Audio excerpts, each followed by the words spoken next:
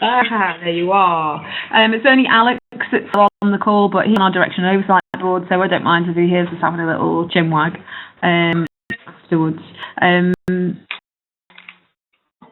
I can see he's got a little.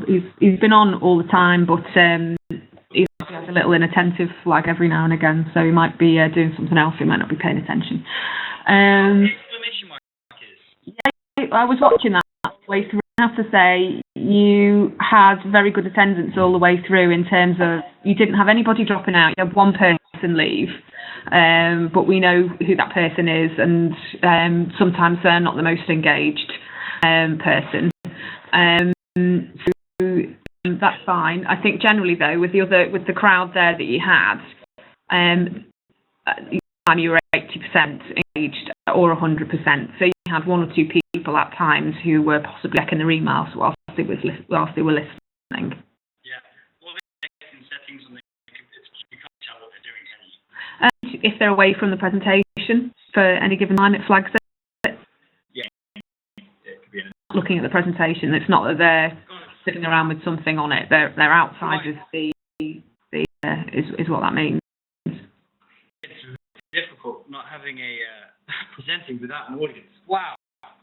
Yeah, and having been in your shoes and not trying to do video, it feels like you're talking to yourself a lot. Yeah, and you don't have because you don't have the sort of impact that would normally lead you elsewhere in a presentation, or perhaps help you where you were going to go. So that helped a bit. But unfortunately, with webinars, you're not going to be able to do that because of the factors, with the issues around unmuting people and, as you understood, the bandwidth. Because oddly, your video worked at some points, but not in others. I think it took a while for people to quite a while for it to settle down. Probably because with people joining. Because we had quite a few people join later, so it probably needs to settle down before you'll actually get it.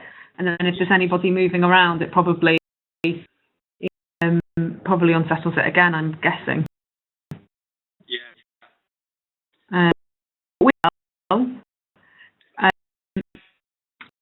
The demolition thing was a shame. We couldn't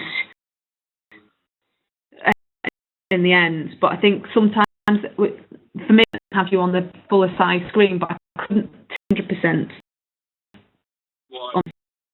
So there were still challenges on that front in seeing it. How if anyone, the other people weren't trying to look at all this, they did make it full screen. how that was. Yeah. We can ask someone like Tom quite directly. People on there like David from Manchester and Craig and definitely Tom, all of them will give us a very truthful evaluation of how as somebody to take something from it for their bars. Yeah, planning future. If we are going to do more of them, can we use the various features? Does it actually just with audio? Actually, that's enough, I think that's probably okay. I thought if the stuff that you're doing and you prepared, you photograph and presentation. Yeah, exactly. Your way, because I think I'm not sure how to fix the bandwidth thing because of the nature of where all these people will be. And it will be people next time, necessarily. But what is as we add more of them, we get more and more used to the software. We suddenly figure out what it is or how to do it. That makes it, the more we do them, we find a way of working with it. Yeah. I think it's fantastic. I think absolutely brilliant. I love it. So loved you doing this, and I think this is the way forward. We do need to, our end, as well as for you, just refine how we do it. But gosh, that was really, really strong, John. Great. Very, very happy about that. I'm going to big news story for Maxium. There's more things we're doing anyway, because it's great. That's what we need to do. I mean, we need to PR these things. It's only when these things are pushed out that people start to get more interested, and this is what we need. We need to make them as interesting as possible. I'm so happy because some of those are really quite key bar people in the world of the commercial side, and for them to for the full session, people, if they weren't engaged, they would have dropped out. Yeah, great to hear. Wonderful.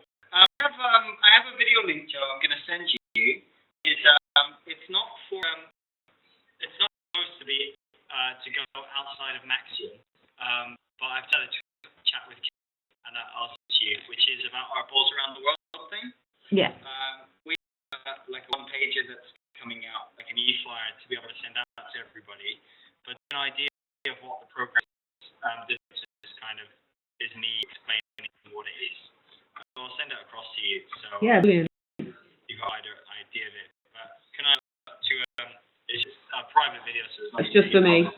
Yeah. Because it's got raw logos and shot most of it on my phone, so it's like okay. It's as great as we would expect the brand to be. So no worries. I'll send that link across to you. Awesome. Well, so we'll be in touch shortly because we're launching the competition. So we probably just need another catch up on the next things we talked about in terms of how we take the thing a little bit further at some point. Yeah.